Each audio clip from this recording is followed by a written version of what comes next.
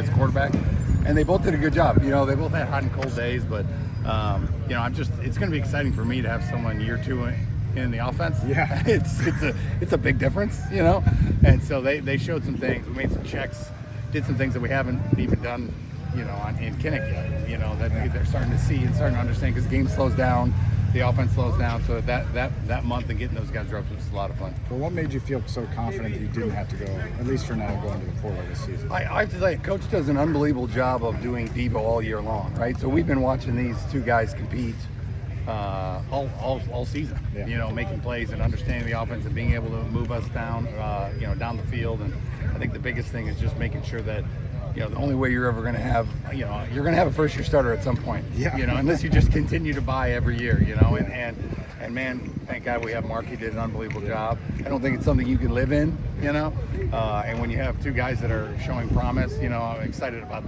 those two competing. What can you tell us about Hicklinsky? Just how would you describe him? Oh, he's an interesting bird. He's like a gunslinger, right? I mean, there's not a window that he does not feel that he can't put the ball through, you know. And he's made some unbelievable throws throughout this season.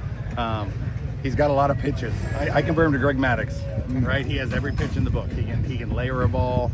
He'll sidearm. He have every slot, you know.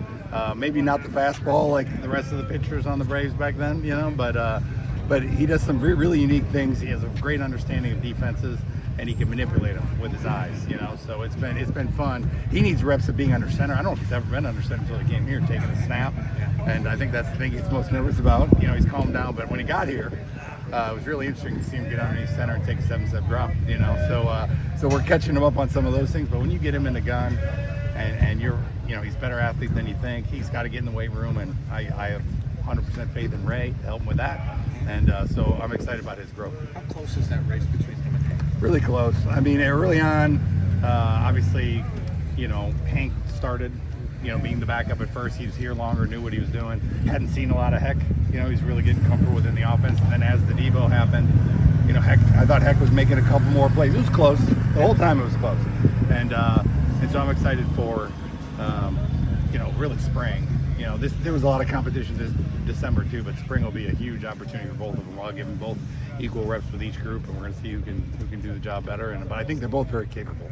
I know when you first got here, we asked you about tight end usage, and it probably wasn't the production you'd like. But then you look at, you know, DJ Vonnahme over the last 6 weeks and the steps he's taking. It seems like you guys are loading up the tight end room. I guess, where can DJ go over the course of bowl prep and in spring? Because it does seem like he's finally learning how to use his body after putting on like 40 pounds or something. Yeah, like high school quarterback. Yeah, figuring out how to, you know. For me, it was.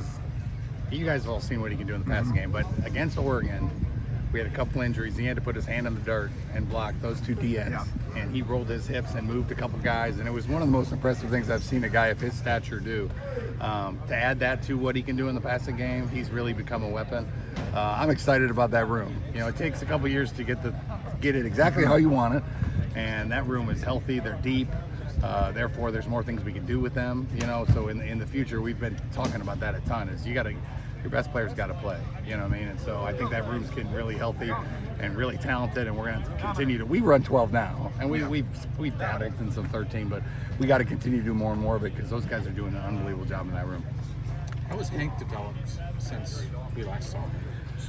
I think the thing I've been working with is just his knee bend. You know, he's a tall.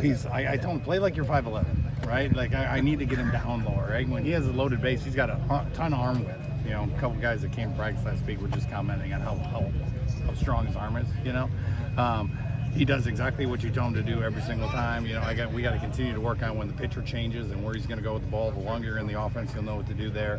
But he's continued. I think he's throwing the ball better now than he ever has, just because he has enough mind space left to think about all the little things I'm telling him. Like, hey, bend your knees, and he'll do it.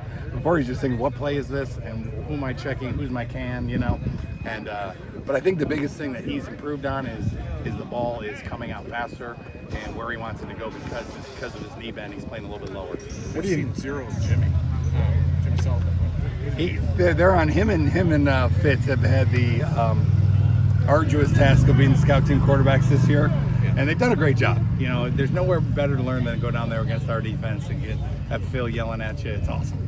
And so they've learned a ton. They do a great job. They're doing a good job when they come back to our offense. So those guys, it's going to be important with those two this spring as I figure out, who's going to be the third. And so it'll be, they've done a good job. But it's hard when you go down there to remember the offense. You know what I mean? And this summer's been really good for them because they've been just with me in my room and not leaving my room to have meetings in other rooms. So I'm excited about their development. Do you view year 2 as a success, and like what do you need to see in this game to like feel good about where things ended? Yeah, I mean, I think we had a successful season. I think you always could do more, right? I mean, there's certain things that we're developing. I think Mark's injury hurt us a little bit. Took a little step back in some areas that I wanted to be better at by this time. But then we kind of got it going again late, So I think we did a good job of kind of adjusting the offense to Mark, because I've never run the quarterback like this before, but it's a good mix, it works. And so we just continue to adjust what we're doing to try to help the team win, no matter who we have. And this is a different year that way, but it was fun. It's a lot of fun coaching Mark.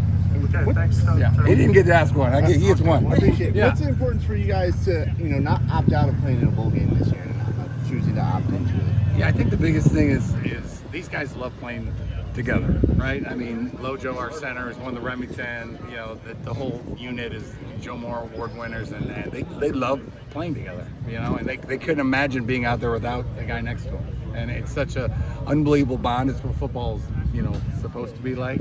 And I don't even think it crossed anyone's mind that we're all going out there. We're going to go out there and play together, and that's kind of program coach runs, and it's awesome to be a part of.